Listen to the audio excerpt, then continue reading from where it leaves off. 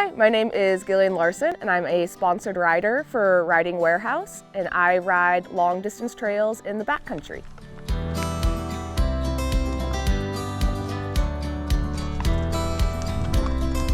Through riding is kind of like a co-opted term from the hiking community. There's a group of hikers that like to hike long distance trails, and through hiking is when you complete the entire long distance trail in like a single hiking season.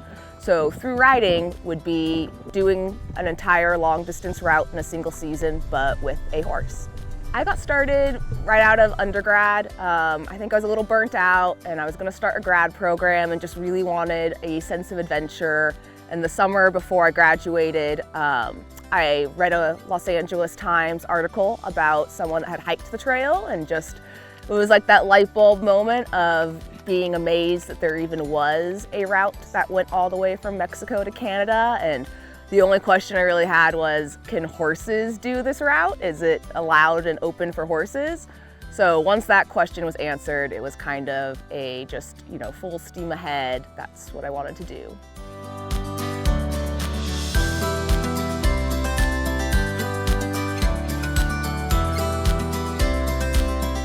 So a lot of these long distance backcountry routes are at a pretty high elevation, and they get a lot of snow over the winter. So your main kind of seasonal time constraint is when does the snow melt out of the high elevation points, the passes.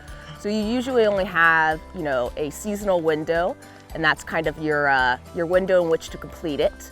And obviously if it's a really, really long route, like thousands of miles, you do have to, do pretty decent sized mileage every day just in order to complete the route within the set window.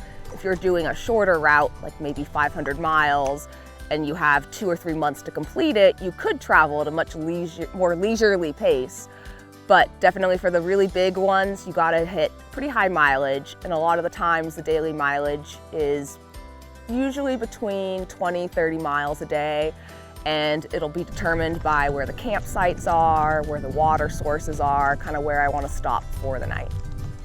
Keeping horses, content on trail is somewhat simple, at least in the idea. You want to keep them warm and fed and rested.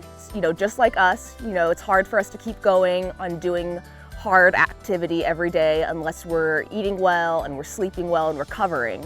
So that's usually what I focus on to keep my horses content on trail. I make sure that they're getting a lot of calories, that they're resting well in camp, they're laying down, they're getting some REM sleep, and that I'm just meeting their needs physically and that they're resting well.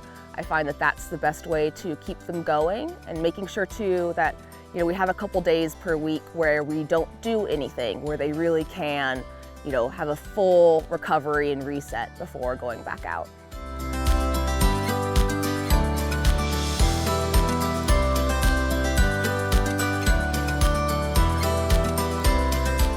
Definitely caring for myself is a second priority, as any horse person knows. You always come last. When you get to camp, you set up everything for the horses first, you feed them first, then you take care of you. So I'm sure I don't take care of myself as well as I should, but I get by. I try to keep things simple, simply because I spend so much time taking care of the horses. So food is largely whatever you would find in the snack aisle of the grocery store. That's how I kind of get through my breakfasts and my lunches, especially coffee. Coffee is a necessity in the morning. And then dinners, I'll kind of splurge. I'll get like a dehydrated backpacking meal. They're a little more expensive, but especially at the end of the day, I find that I really want to have something that's nutritionally balanced, that has a lot of protein, and just wherever I kind of cut corners during the daylight hours, I kind of want to then make up for it during dinner time. And they're still very simple and easy to make, so that kind of takes care of my food needs. And then as for my skincare, very simple, lots of sunscreen. Sunscreen's important. I think the maybe one splurge item I have is some vitamin C serum, just to help keep my skin from looking too weathered, because it can take a beating out there in the backcountry.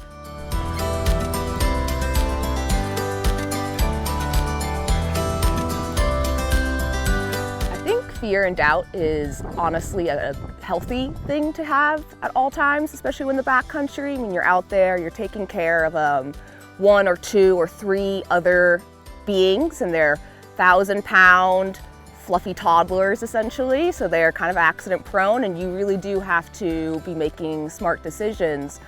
And on all of my rides, I've never once said confidently, I'm gonna ride from Mexico to Canada. It's always, I'm going to try to ride from Mexico to Canada. And I think you almost wanna give yourself the permission to, not be too committed, because there could be the opportunity or the time that it's important to quit. And I never want to have my ego be so committed and feel that my own internal value is riding on completing a route. I want it to be based on caring for my horses, and we want to finish in good condition and healthy and happy. So I think having just a little bit of doubt, or being at least reasonable about the chances that it might not be completed, is healthy. I think the tipping point would be if you are too fearful to try, then you're kind of letting fear get a little bit too ahead of you. So be, responsible, be cautious, that's healthy, but don't let fear stop you from trying something. When it comes to gear, I'm definitely essentially like a backpacker on a horse, is how I usually describe my gear choices. I go for a lot of lightweight, compressible gear. I run on the cold side, so I'm usually trying to make sure I stay warm.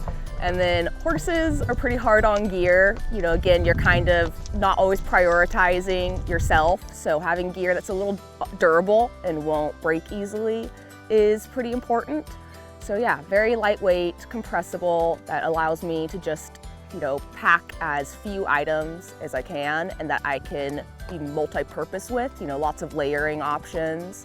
I always have a cowboy hat on. I very much care a lot about my hats and having them fit well and not go flying off if there's a stiff breeze. That's pretty important to me. So thank you for watching. I hope I answered some of your questions in today's video.